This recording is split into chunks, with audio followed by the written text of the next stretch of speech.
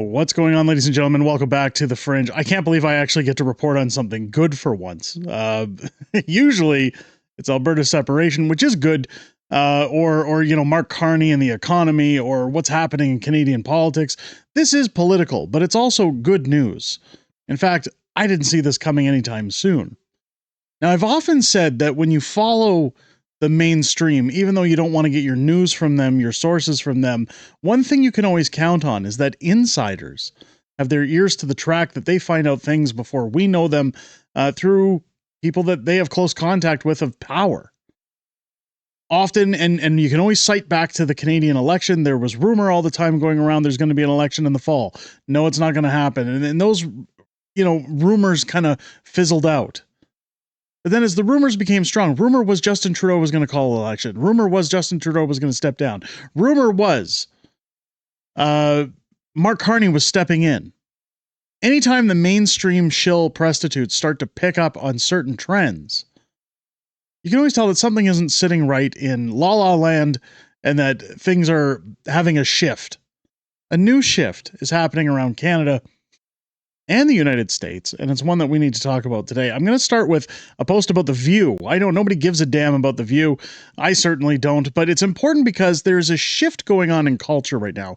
People are waking up. After losing billions of dollars in the entertainment industry with their woke, DEI, strong independent woman who don't need no man materials, Bob Iger has shifted Disney's outlooks, their projections, we'll say. Disney CEO Bob Iger and ABC News president Alman, I don't care, have advised the hosts of The View to tone down their political commentary.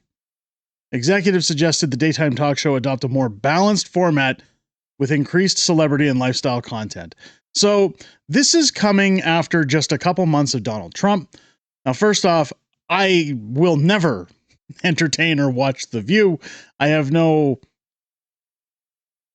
aspiration to watch five women complaining, moaning, telling me what a disappointment men are.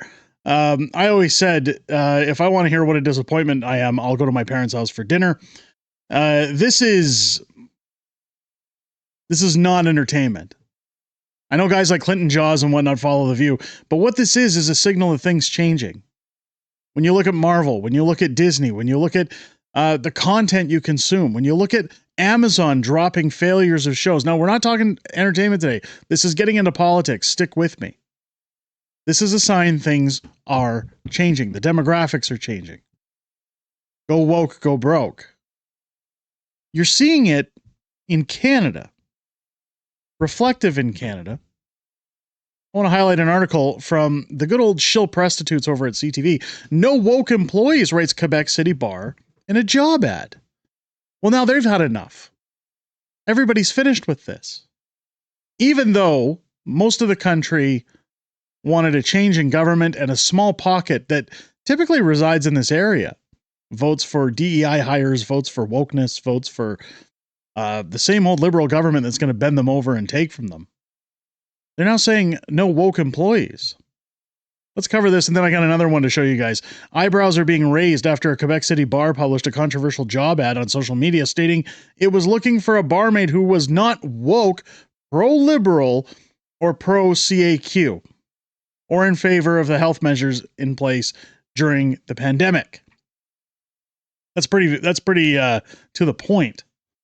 I'm going to be very clear on my position, reads the Facebook post, that Le Bar Sport La Vegas on St. Anne Boulevard in the Limoilou district. I'm sorry if I'm mispronouncing any of that because it's French. I don't want someone who during the pandemic would have called the police if their neighbors had visitors. The publication, which drew a mountain of criticism, has since been taken down. Well, look, they have the right. They have the right to choose. They don't want their business to be affected by woke DEI hires. I have to say that in the nicest way possible. When reached by telephone, Nouveau Info, the bar owner, insisted he should have had the right to cherry pick his employees, We're not in the 1960s or 70s anymore, argued Richard Poland. People who used to hide, but I'm not hiding. Don't I have the right? As for, you can see the post in French here. It says here, the Charter of Human Rights and Freedoms prohibits discrimination when it comes to hiring. Keep that in mind, because I have something else to show you guys. Rules for thee, not for me. The Charter of Human Rights and Freedoms prohibits discrimination when it comes to hiring, particularly regarding an individual's political beliefs in addition to race, sex, age, explains employment lawyer Marie-Michelle Savard. Now, again, rules for thee, not for me. Remember all of that when we get to our next clip. If a person is rejected because of their political opinions, they can appeal, she added. Renaud Poulin, president and CEO of the corporation de Properties, de Bars, Baristies, and Taverns in Quebec, says he's surprised at how Le Bar Sport La Vegas, or basically Vegas Sports Bar, is operating. We've never seen an establishment hire someone based on political convictions rather than availability, he said. Poulin adds that the Vegas Sports Bar is no longer part of the CPBBTQ, so it cannot intervene in this matter. Now, I'm not sure what the CPBBTQ is. It is what I mentioned earlier, Corporation of Properties and Bars in Quebec and Businesses. My apologies. Now, why this is important is companies have done this for a long time. Companies cannot openly discriminate. Yes, it's within the Charter of Rights, but they used to do a process whenever I was hiring, usually with applications, people could decide based on somebody's attitude, their outlook, the answers they provided. Keep in mind that when you interview for a job, they already know your qualifications. They're not interviewing you because they want you to repeat what's on your resume. Anytime you're being interviewed for a job, they want to know if they like you, if they feel that you're a good fit for their company. So ultimately, discrimination is a large key of this. Now, you can't outright tell people this isn't why we're going to hire you, or we didn't hire you because of 1, 2, or 3. Basically, you can just say the job's been filled. You can say it wasn't a good fit. You can give a number of reasons. We used to do an old trick on the applications whenever we would interview somebody. If you put 110 on an application, if you line up the two ones with a diagonal line, it would say no. If you put 115, you could add 2 lines on a 1, another one on a 1, and make YES. So 115 was a yes, 110 was a no. And you just throw it on the pile. Now, again, that is for a business to decide who's best to represent their establishments, their companies. But what's funny is it's all changed when you get to this post. Now, again, remember, you're not allowed to judge based on age, sex, religion, political preferences. This man confronts Pizza employee when they had posters up for a job that he was denied for. I want you guys to take a look at this. They're only hiring Punjabs in Canada. Now, there was a video of a woman removed from a Walmart years ago in Windsor, Ontario, I believe it was, who said the same thing, claimed the same thing. You're only hiring people from your ethnicity. You're not hiring anybody who comes through the door. I'm willing to work. My hours are open. I'm available. Walmart is one of the easiest jobs somebody can get hired for. And to work as a clerk or a greeter or anything in Walmart, essentially no experience required. Now, she was removed from that store and trespassed. Look what happens here. And tell me that the rules work both ways. Let's take a look at this. So you're telling me right now that you guys have a job sign on the window that says now hiring, correct? Actually, Correct? what it is, I can't say anything about it. My owner is coming in just 15 minutes. He will come. I know what it is though. You guys aren't hiring you're not hiring outside of your race. That's what it is, right?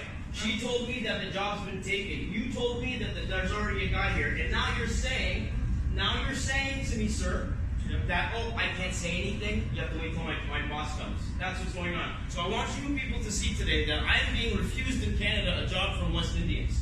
Her here and this man. Run. You too. Okay? Both of you. Okay? Really bad service. Really bad service. Okay? So take the sign down off the window, because that's what you need to do. Because now I'm going to be calling headquarters. So essentially here, now keep in mind, this is speculation, but the way they walk away as soon as he goes to expose them, talk about it on camera. This is the and we've seen this. People know that this is relevant. It's not just somebody's point of view or anything. And what you can also see, let's actually go back to that for a second, because what you can also see is this person is not even white. This is a person of a different ethnicity being told, because you're not Punjab, we're not going to hire you. Now, I would definitely back this claim. I can tell you that when I lived in Calgary, there was a Domino's Pizza that was nearby. All Filipino workers. Nobody Punjab, nobody white working there, nobody who spoke proper English working there. It was literally all Filipinos. There's nothing against Filipino people, but it does support the argument that they only hire those that they connect with, that they want to agree with. Now, the funny thing about all of this, and why I said this was good to report on, this is a good story to share with you guys, is that things are changing. That's where you can see it with Disney making the calls on The View, when you can see that people are starting to pay attention, that bars, restaurants are saying no more of this stuff, no more go woke, go broke. We can't do it anymore. We're not having it. This is the 90s version of people can't be hired that have too many tattoos. It's just not good for business. When you see people with phones, and this is the argument that Ezra Levant always makes, whether you have a phone or not, if you have a phone on you, you're a journalist. You can take out your camera, you can record, you can get the news out just as this person did at the pizza shop. You can expose what's happening, and people are starting to wake up. They've had enough of it. They've had enough of rules for thee, not for me. They've had enough of people breaking the rules. We'll see what happens. I mean, I'm not sure that anything will be followed up on this pizza place video or in Quebec when it comes to those stories. But let me know if you want me to keep reporting on this stuff. If you want me to keep talking about these good stories that people are starting to turn around and show that they've had enough. And quite frankly, they're not going to take it anymore. I think it's a good thing. And again, this has nothing to do with race. It has nothing to do with one thing over the other. But other than people are saying, look, we've put up with this for too long. We're not putting up with it anymore in Canada, especially at a time where people are desperate to find work. People are desperate to pay their bills and keep food in the fridge, lights on in their house. Let me know your thoughts down below. If it's your first time here, I hope this video has earned your subscription. Make sure as you're hitting that button, turn on the bell for all notifications so that you never miss a beat whenever important videos drop here on this channel. Also join me live each and every Friday for Friday Night Fringe, our weekly live streaming show, as I'll be joined by the beautiful Mrs. Fringe as we talk about everything that happened this week in Canadian politics, everything we know that's coming up in the week ahead, as well as back and forth within the greatest YouTube community on the platform.